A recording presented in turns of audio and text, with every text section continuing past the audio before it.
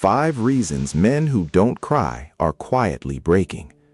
Edward had not cried since he was 11 years old. He was 43 when he finally did, sitting in a cardiologist's office, being told that his blood pressure was dangerously elevated, his inflammatory markers were chronically high, and that without significant changes, he was looking at a serious cardiovascular event within 5 years. He was not overweight. He did not smoke. He exercised 3 times a week. What he had not taken care of, what he had not even known required care, was the interior. His cardiologist referred him to a stress specialist. The stress specialist asked him a question he had never been asked before. "When did you last cry?" Edward laughed. Then he realized she was not joking. He thought about it. 11 years old. His dog had died. His older brother had told him to pull himself together. He had pulled himself together for 32 years. The specialist looked at his results and said something Edward has not put down since. "Your body has been trying to release something for 30 years, and you have been holding it in. The results are on this page." She was about to tell him something more important, but the cardiovascular results were only the beginning. Everything most men were taught about crying is wrong. Not incomplete, wrong. Crying, specifically emotional crying, as distinct from the reflex tears that come from cutting onions, is one of the human body's most sophisticated regulatory mechanisms. It is not a malfunction. It is a feature.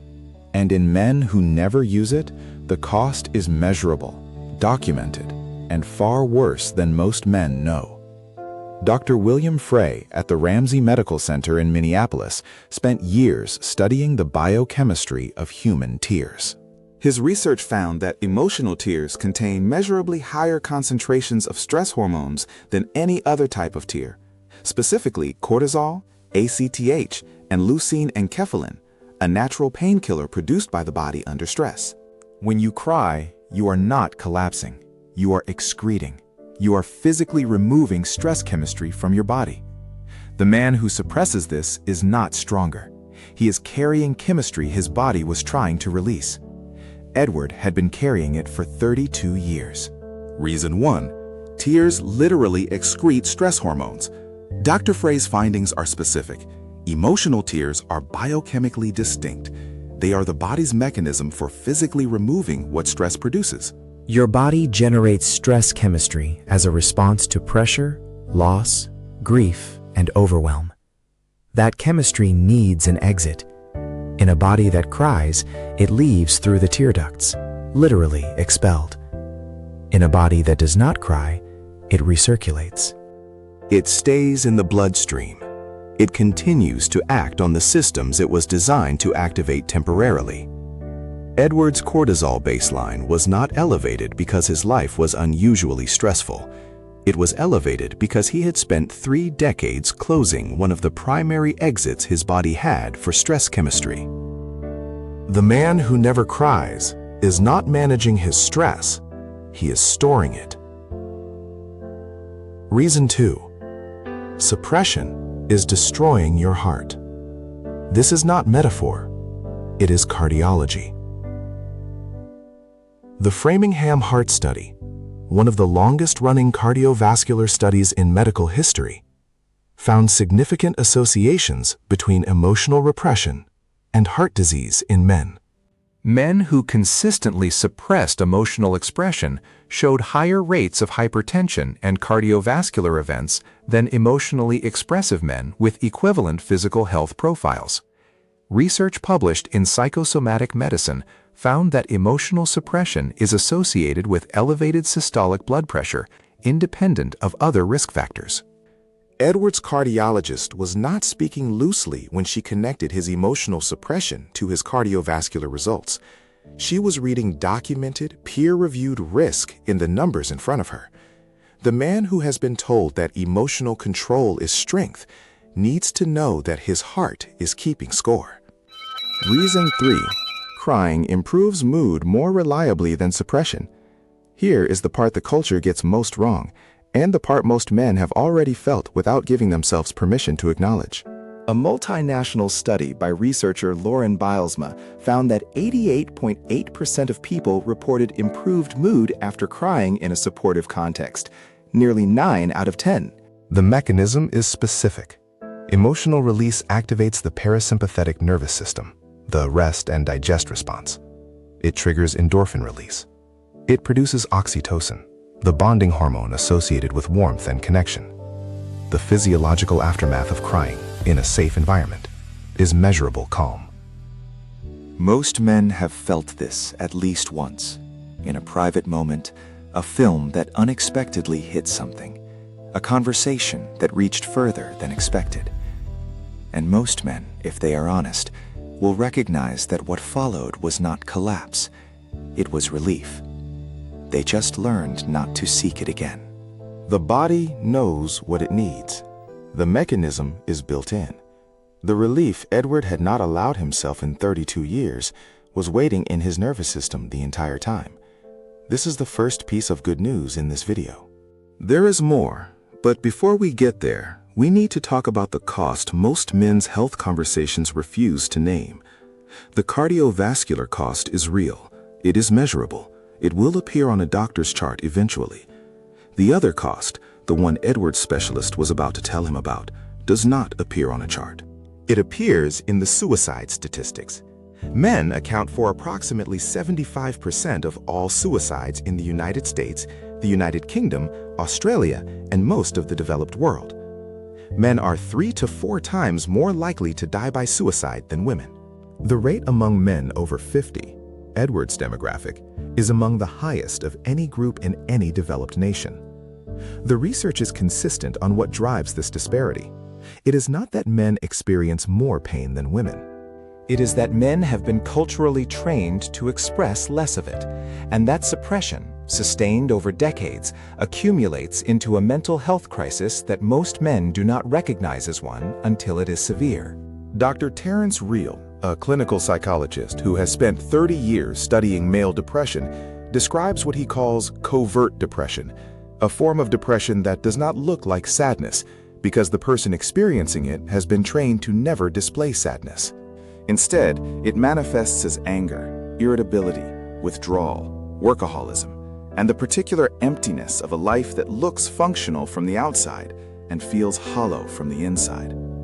His research finds that men with covert depression are far less likely to seek help and far more likely to deteriorate without intervention than men whose depression presents in conventionally recognized ways. Reason 4. The cost is your aliveness. This is the deeper version of the cardiovascular finding. A man who cannot cry is a man who has gradually narrowed his emotional register, not just sadness, but joy, awe, gratitude, and tenderness. The suppression of one emotional channel suppresses the others.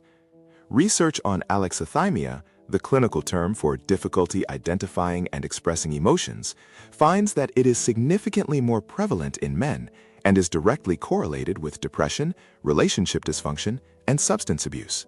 Edward, when his specialist asked him to describe his last 6 months emotionally, could not produce specific feelings. He produced functional descriptions: busy, tired, fine. He had not been fine. He had been quietly breaking for years. He had no language for it. He had no permission for it. And he had no idea that the absence of the language was itself a symptom of the breaking. His wife told the specialist later that she had spent 15 years feeling like she was with a man who wasn't quite fully there. Not absent, not unkind, just behind glass. She had been right. And the glass was the same suppression that was elevating his cortisol, raising his blood pressure, and quietly putting him in the demographic most at risk of the worst possible outcome. The cost is not just your heart. It is your life. In every sense of the word. Reason 5. Allowing it is one of the most courageous things a man can do. The culture has this exactly backwards. Suppression requires no courage. It is the default. It is the path of least resistance in a system that has consistently rewarded it and penalized the alternative. Allowing emotional response in a culture that stigmatizes it in a body that has been holding everything for decades, in a relationship where vulnerability has never been safe before, requires significantly more courage than suppressing it. Dr. Brené Brown's research on vulnerability and courage in men found that the men who reported the highest psychological well-being, relationship satisfaction, and sense of meaning were not the men who never felt or never showed feeling. They were the men who had developed the capacity to be moved by grief, by beauty, by love, by loss, and to allow that movement to be visible in the appropriate contexts. This is not about crying in every meeting. It is about not spending a lifetime in a body that is holding everything and releasing nothing. Edward's specialist gave him one assignment: identify the last time you were genuinely moved by something. Sit with it. Stop suppressing it long enough to notice what is there. He sat with a memory of his father, who had died 4 years earlier, that he had not allowed himself to fully grieve. He had been at the funeral. He had handled the arrangements. He had been strong for his mother and his sister. He had not cried. That evening, alone, in his kitchen, with no audience, he did, for the first time in 32 years. He described it later as the first time in 4 years that he had felt genuinely lighter. His cortisol baseline, measured 6 months later, had dropped measurably. His blood pressure had begun to normalize. The inflammatory markers were trending downward. His body was finally exhaling something it had been holding for 3 decades. The work was not a single evening. Edward continued, privately, slowly, imperfectly. He let music reach him when it tried to. He sat with grief when it arrived, rather than scheduling it for later. He told his wife, occasionally and clumsily, what was actually happening inside him, instead of the managed version he had been offering for 15 years. He did not become a man who cried publicly or performed emotion. He became a man who no longer held everything alone. 18 months after that first appointment, his cardiologist reviewed his results and said something that genuinely surprised her. His cardiovascular risk profile had changed significantly, without medication, without dramatic dietary change, without anything other than the slow, uncomfortable work of learning to feel again. His wife told him at the same time, 6 months into the changes, that she felt like she had finally met the man she had married. He had always been there. He had just been holding the door closed for 15 years of their marriage. The biology was reversing. The relationship was deepening. The man who had been quietly breaking was measurably, biologically, relationally coming back. 5 reasons, all of them documented, all of them pointing in the same direction. The man who never cries is not stronger. He is carrying stress chemistry with no exit. He is accumulating cardiovascular risk with every suppression. He is narrowing into a smaller version of himself emotionally.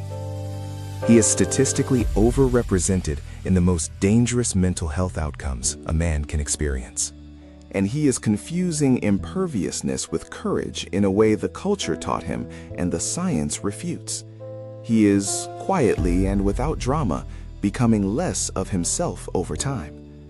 The man who allows himself to feel, who gives his body permission to use the mechanism it was given, is not weaker. He is more alive. His heart is healthier. His mind is clearer. His relationships are deeper. And the people who love him do not have to live with a stranger who looks like him. Here is your call to action. This week, in one private moment, with no audience, no performance pressure, notice what you are actually feeling. Not fine, not tired, the specific texture. And if something has been waiting to come out, a grief you have not let yourself have, a memory you have been avoiding, a moment that has been quietly trying to land, let it. You are not collapsing. You are finally exhaling. If you or someone you know is struggling with mental health, please reach out for support. The man who asks for help is not weaker. He is the one who lasts. The Better Man Project. Subscribe. Share this with a man who has been strong for too long. We will see you in the next one.